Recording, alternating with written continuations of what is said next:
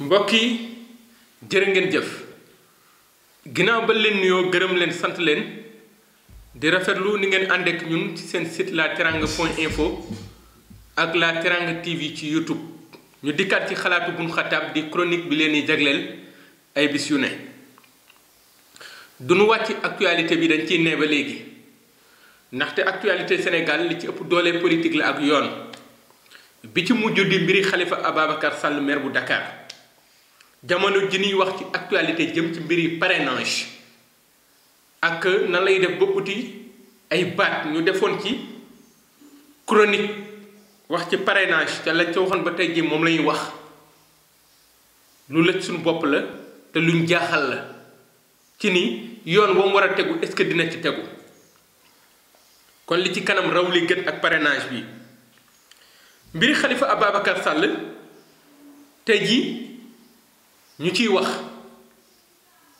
ci nin ko révoqué ci maire bu Dakar ñu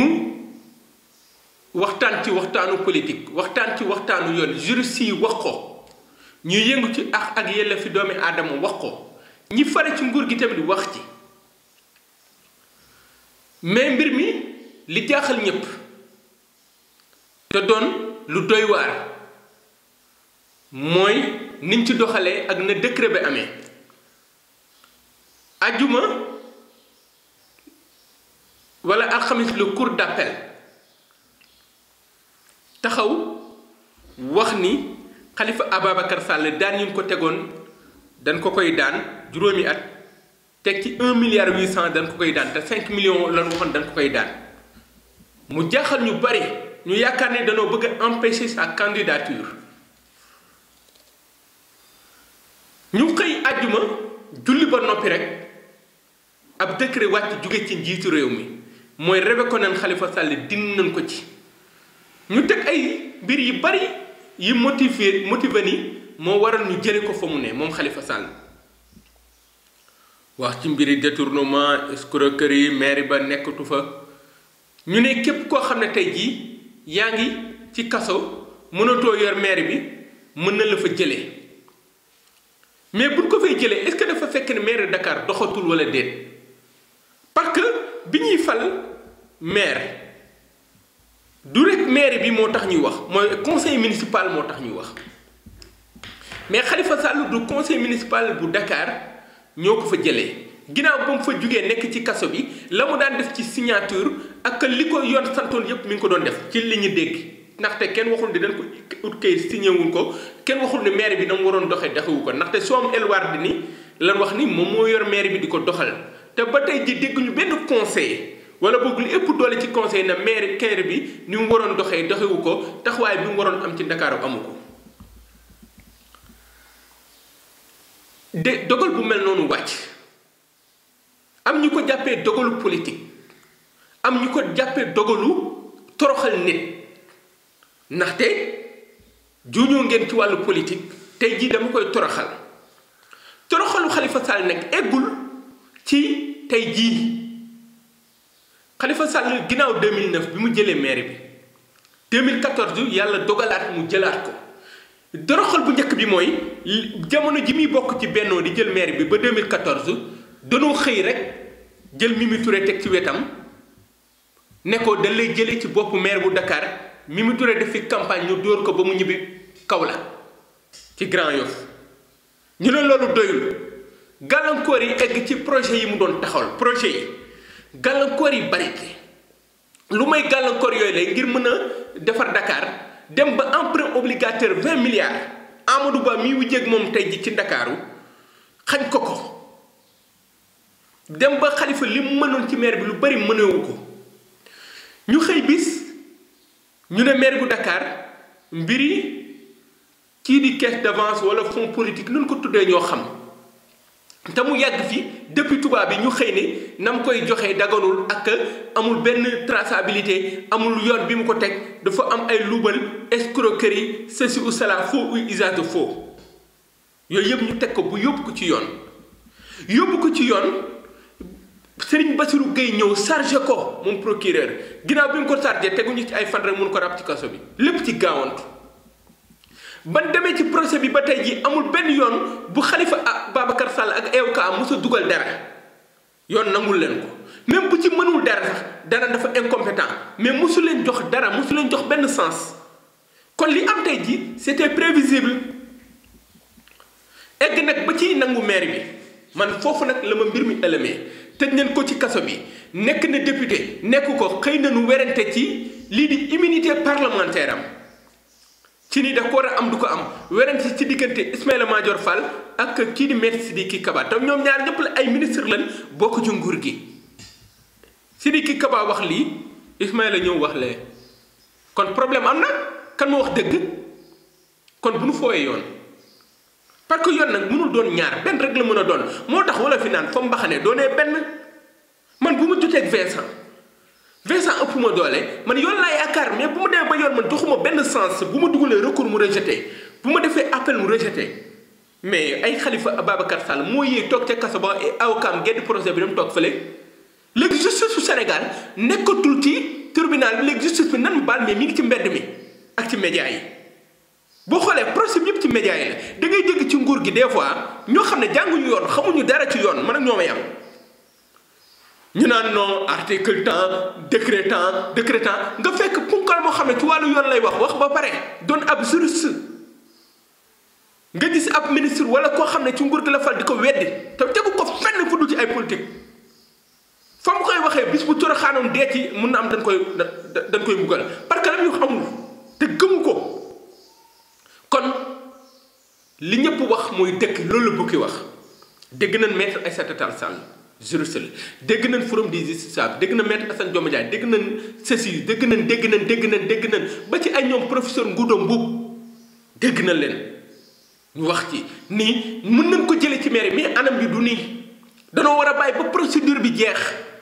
ñu dem cour cassation bis bu ñu fa demee ban kase ko ban ne Khalifa Sall amatul benn sañ-sañ bu boobaa ñu jël maire bi 1 an moo ci des mandat am 1 an moo ci des lan moo fi jëre yàkkamti ak di ñaaw te seetloo depuis ñu jël maire bi ne dañuy jël maire bi nee nañ kayit gi dëggal ni loolu am na ñoom jotaguñ ci président bi ko def xëy dem Chine est-ce que c'est sérieux kon dañuy fo xamul tax foo yoon bon ëllëg affaire yi mun na tourné waat affaire yi mun na tourné waat ñoom Khalifa nekk président ñoom Karim nekk ko ñi atte waa APR bu boobaa ñi leen di jàppale day jafe kon ñoom amuñu intérêt pour fooye yoon amuñu intérêt Macky Sall amul intérêt di déglu ñoo xam ne tey ji pour des raisons politiques moo tax ñuy wax xamul naa ma la pour des raisons politiques danoo dégg Abdoulaye Wilane dégg Ousmane Tanor Dieng ñi ñaan grâce ci procédure boo xam ne jeexagul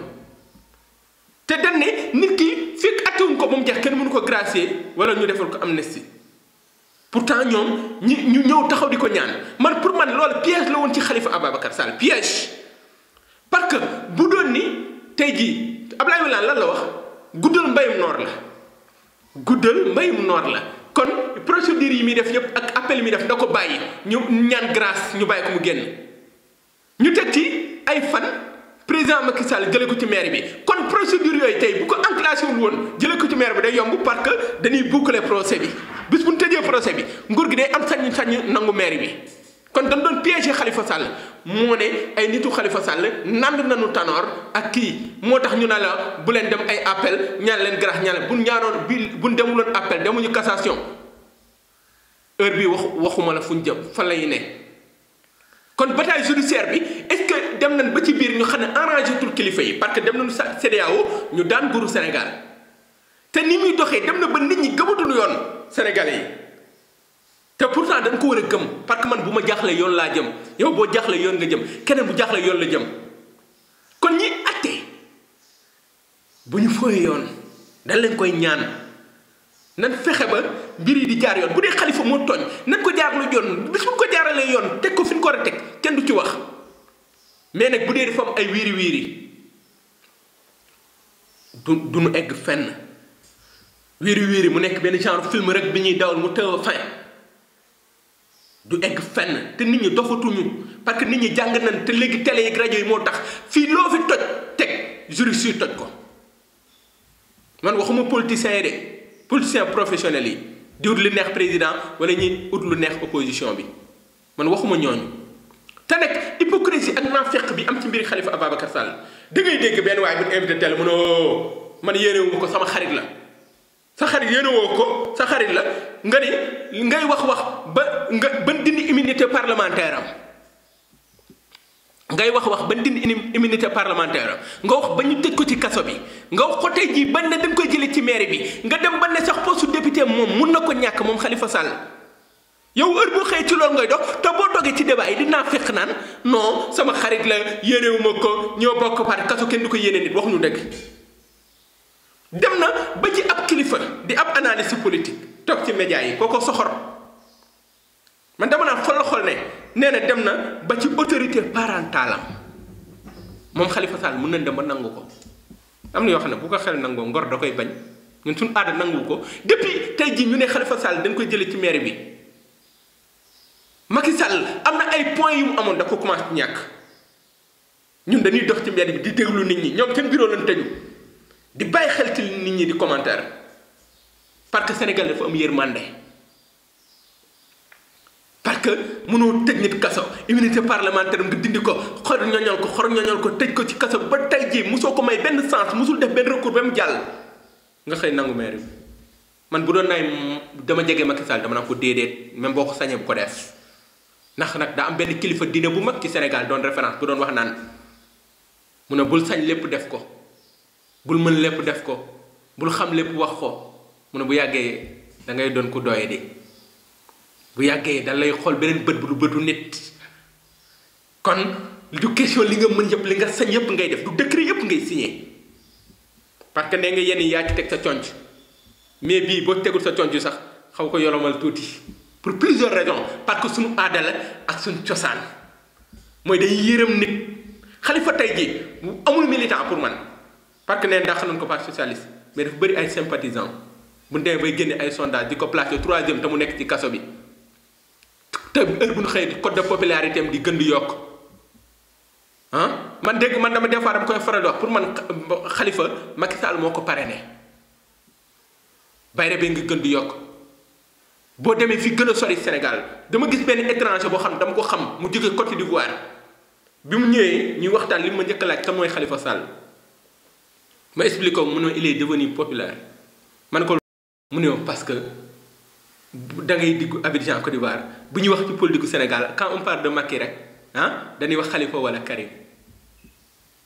te pourtant Khalifa Sall avant muy tëdd ci kaso amul lii da ngay génn Dakar fii doo dégg ay nit yu ko tudd kon ñu ngi koy jàppale te xamuñu ko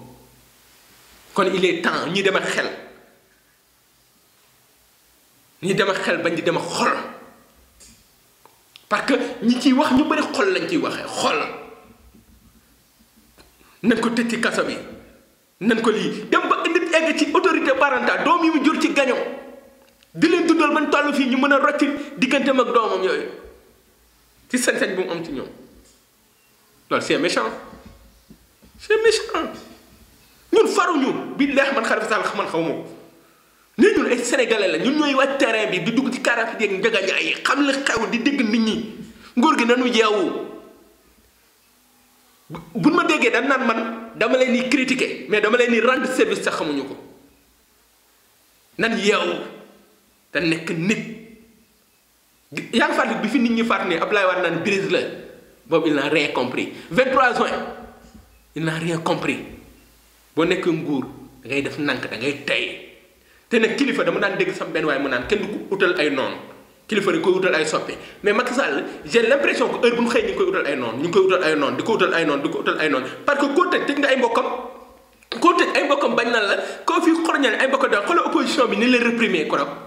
opposition piège lañ tànn nguur gi xam na ne bu ñu demee ñu tere leen François Washington ñu dem parce que pour faire le tour du monde wane ni Sénégal li moo fa xew pour image yu Sénégal pour image yu Macky Sall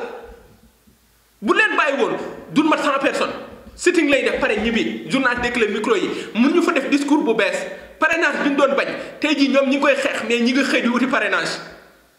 kon amul sens na leen bàyyi ñu pare jox seen mémorandum ci di ci nu mu tudd ministre de l'intérieur Aly Ngouille Ndiaye coow la jeex mu fin mais fii opposition bi ñi ngi dem fee ñu leen di dóor di leen xor ñaña bis lay ñëw ñu rey ci nit mu def tolee adduna bi nag mbamb Sénégal Macky Sall du démocrate Macky Sall du lii kon li jëm ci arrogance bi ak suffisance bi ak hypocrisie bi na ko gars yi wàññi sénégalais bëgguñu loolu te opposition bi pour l'instant xam na ni yoruñu moyens yu nguur gi yor parrainage bi daa métti victimisation la ñuy def te bu fexee ba nekk ay victimes vrai nguur gi mën nañu am mbetteel kon il est temps que ñu dem ak sago dem ak xel te nekk ci soxlaay sénégalais yi foofu la leen di gën di xaar te nu li ma koy wax rek ñu bañ a topp parrainage ni campagne nañ liggéey yi